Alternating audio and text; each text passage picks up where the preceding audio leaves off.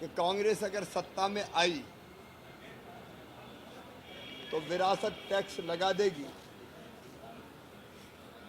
वे America के उदाहरण देते हैं। अमेरिका जैसे देशों में ये प्रावधान है कि मृत्यु अगर हो जाए तो संपत्ति का 55% हिस्सा सरकार अपने पास ले लेगी। लेकिन सैम पित्रोदा जी, ये अमेरिका नहीं, भारत है।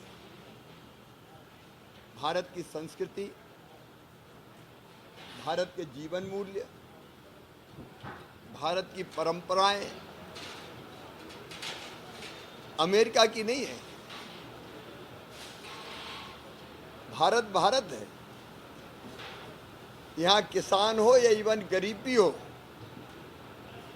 वो भी अपना पेट काट काट के थोड़े पैसे इसलिए बचाते हैं कि उनकी मृत्यु के बाद बच्चों को कुछ दे के जाएं।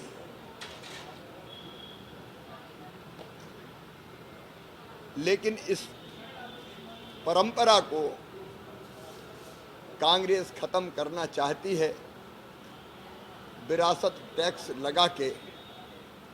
ये टैक्स पहले था,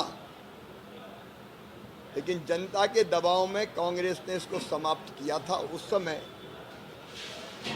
जब स्वर्गीय इंदिरा गांधी जी नहीं रही थी, शायद राजीव गांधी ने, स्वर्गीय राजीव गांधी जी ने मां की संपत्ति उनको मिल जाए इसके लिए इसको हटाया हो।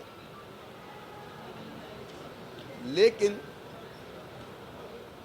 कांग्रेस को देश के सामने ये स्पष्ट करना पड़ेगा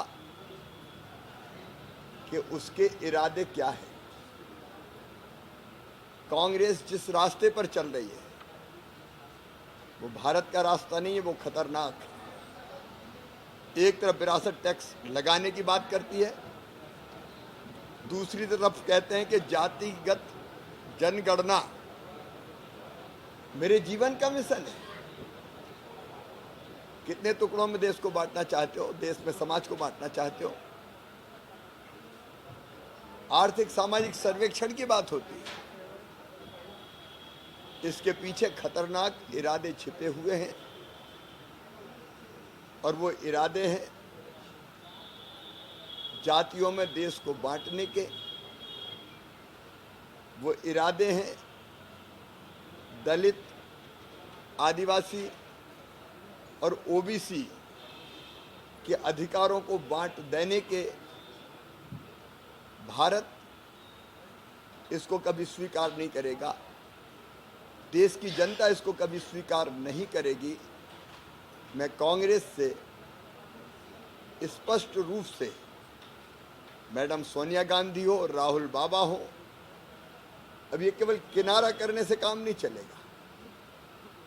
उनके असली इरादे क्या है वो जनता को बताएं। जातिगत जनगणना और आर्थिक सामाजिक सर्वे और आरक्षण जैसे विषयों पर वो दलित, ओबीसी और आदिवासियों के अधिकार क्यों छीनना चाहते हैं, उनको जवाब देना होगा, और नहीं तो जनता उनको माफ नहीं करेगी।